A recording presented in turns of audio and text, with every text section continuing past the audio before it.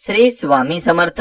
स्वामी भक्तांनो, खरं सांगायचं तर आपल्या सगळ्यांनाच कधीतरी असं वाटतं की आपण जे करतोय ते खरंच योग्य आहे का, किंवा आपण ज्या दिशेने चाललोय तिथे नक्की काय मिळणार आहे, हे प्रश्न पडणं खूप नॅचरल आहे.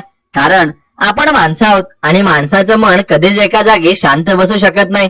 मला स्वतःला सुद्धा अनेकदा असा प्रसंग आलाय जेव्हा समोर सगळं अंधार वाटत होतं आणि वाटत होतं की आता बास, इथून पुढे जाणं शक्य नाहीये. पण अशा वेळी जेव्हा मी शांत बसून विचार केला तेव्हा जाणवलं की आपण उगाच खूप जास्त प्रेशर घेतोय.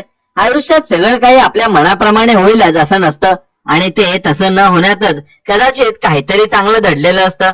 आपण जेव्हा एखाद्या गोष्टीसाठी खूप जास्त स्ट्रेस घेतो तेव्हा आपण त्या गोष्टीचा आनंद घेणंच विसरून जातो. तुम्ही बघा, आपण जेव्हा लहान होतो तेव्हा साध्या साध्या गोष्टींमध्ये किती आनंद शोधायचो. एका छोटासा पाऊस पडला ना तरी आपल्याला खूप भारी वाटायचं. पण आता पाऊस आला की आपल्याला कामाचं टेन्शन येतं किंवा बाहेर कसं जाणार याची काळजी वाटते. आपण मोठे झालो तसं आपण आपल्या साध्या आनंदाला खूप कॉम्प्लेक्स करून टाकलंय.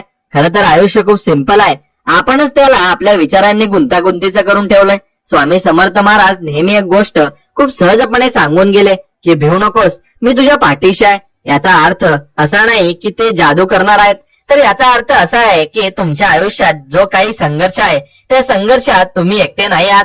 ती एक शक्ती, तो एक विश्वास तुमच्या सोबत कायम आहे. आपण जेव्हा स्वतःला खूप एकटं समजतो तेव्हा सगळ्यात जास्त भीती वाटते, पण जेव्हा आपण हे मान्य करतो की कोणीतरी आपल्यावर लक्ष